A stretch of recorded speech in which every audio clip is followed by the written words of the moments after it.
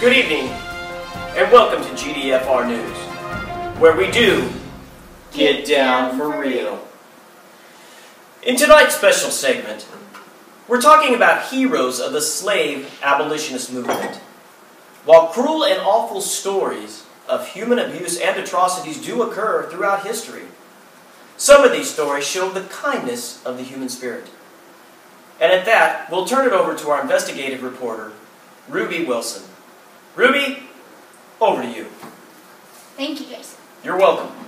As you can see, we have a guest tonight, and she is Annie. She is a white eyewitness of the slaves being let free. So we will hear more with her in an interview later tonight. Take, for instance, William Lloyd Garrison, who published numerous articles from his newspaper, The Liberator, about the horrors of slavery for over 30 years.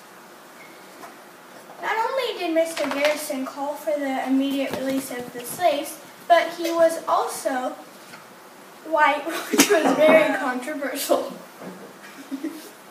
Another example of bravery is Levi and Catherine Coffin, who freed over 3,000 slaves. 3,000? Yes. 3,000 slaves. Imagine that. Yes. And they freed those 3,000 slaves through the Underground Railroad.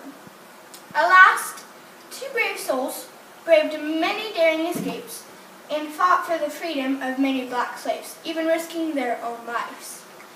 Harriet Tubman was born in the state of Maryland around 1820. Harriet was married approximately for 5 years when she learned that she would be sold. After making a daring escape in the middle of the night by following the North Star, then she went back and rescued her family. Over the period of 10 years, Harriet rescued over 300 slaves, earning the nickname the Moses of her people. Now, Ruby, before we continue on with this investigative report, I do have to ask you, is this also an eyewitness to the account here? This is an eyewitness.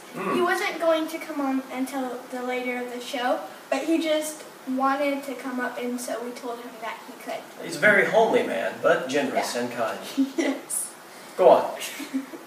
Our last but certainly not least man who escaped the bonds of slavery was Frederick Douglass. Douglass was born in 1818 in the state of Maryland. While Douglass had a father who was white and a mother who was black, he was still considered a slave and was sold from family to family, like a common farm animal. It was during one of these sales that a kind woman taught him to read. After Frederick grew a little older, he learned to write from kind white children. And once he escaped the bondage of slavery, he used these skills at anti-slavery rallies.